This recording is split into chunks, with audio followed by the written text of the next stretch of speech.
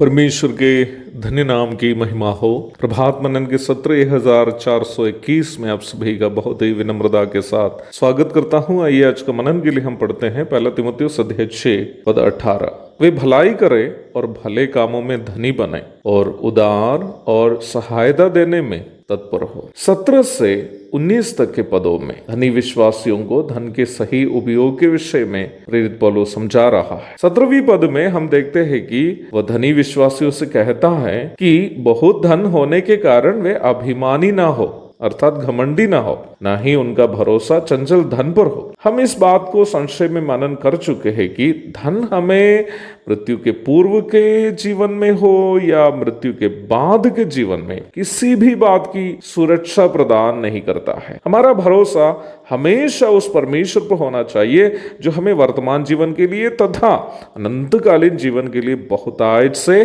प्रदान करता है। इन बातों को कहने के पश्चात 18 एवं 19 पदों में धनी विश्वासियों को उनके धन का सही उपयोग के संबंध में अनिवार्य कुछ बातें प्रेरित पौलुस समझा रहा है। 18वीं पद में धन के सही उपयोग के संबंध में दो महत्वपूर्ण बातें, जबकि हिंदी बाइबल में पढ़ते वक्त हमें लगेगा कि ये 4 बातें हैं, परंतु अंग्रेजी और मूल भाषा के अनुसार यहाँ 2 ही बातें हैं। पहली बात, भलाई करे और भले कामों में धनी बने। Do good to be rich in good works. अंग्रेजी में इस प्रकार है, अर्थात इतना भलाई करो कि भलाई करने में धनी बन जाओ। दूसरी बात, उदार और सहायता देने में तत्पर हो। अंग्रेजी में है be generous and ready to share, अर्थात इतना उदार हो कि कभी भी अपना धन दूसरे के साथ बांटने में आप तत्पर हो। सबसे पहली बात पर कुछ बातें मैं बताना चाहता हूँ। भलाई परमेश्वर के नैतिक गुणों में से एक है। गलाती 5:23। आदि में मनुष्य की सृष्टि करते वक्त परमेश्वर अपने अन्य नैतिक गुणों के साथ भलाई भी मनुष्य के साथ बांटा था, परंतु मनुष्य पाप करने के बाद अन्य नैतिक गुणों के समान मनुष्य की भलाई भी पाप से प्रदूषित हो गया। इसलिए ही आज मनुष्य जो भी भलाई के काम अपनी मर्जी से करते हैं वे सब मैले चित्रों के समान हैं, और इसलिए ही परमेश्वर के नजरों में उसका कोई मूल्य नहीं है। यशायाह 64:6। परमेश्वर की नजरों में केवल उन भलाइयों का ही मूल्य है जो हम उद्धार पाए हुओं के लिए पहले से करने हेतु परमेश्वर के द्वारा निर्धारित की गई थी और जिससे हम मसीह में रहकर करते हैं। मैं पुनः उस बात को कहना चाहता हूं, परमेश्वर के नजरों में केवल उन भलाइयों का ही मूल्य है जो हम उद्धार पाए हुओं के लिए पहले से करने हेतु परमेश्वर के द्वारा निर्धारित की गई थी और उसे हम मसीह में रहकर करते हैं। तो ऐसे कामों का, ऐसी भलाइयों का मूल्य परमेश्वर के नजरों में है। इफिसी 2:10, इब्रानी 13:16।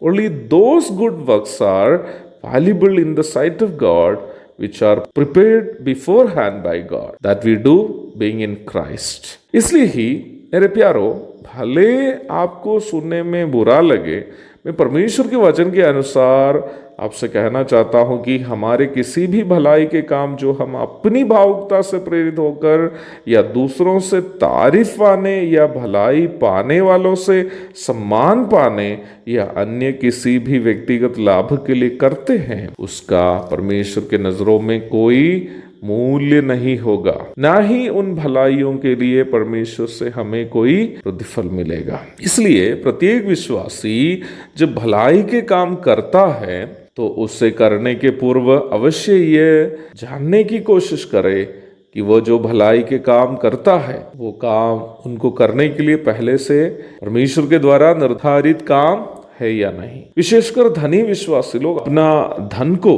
अपनी संपत्ति बांटने की मानसिकता से नहीं, बल्कि इस मानसिकता से उसका उपयोग दूसरों की भलाई के लिए करेगी।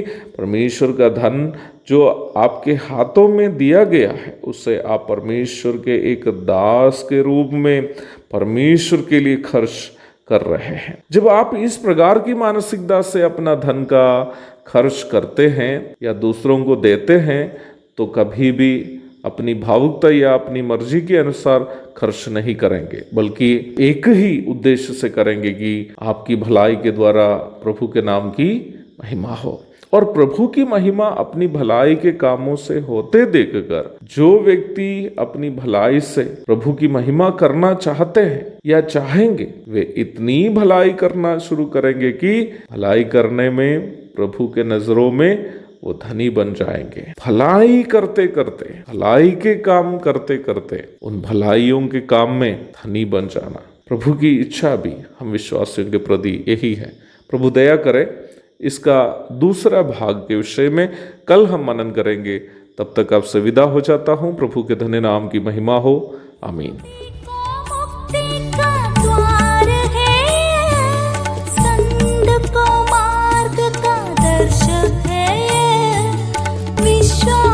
करते हैं उसके लिए अनंत जीवन का साधन है ये है वचन, प्यारा वचन ईश्वर।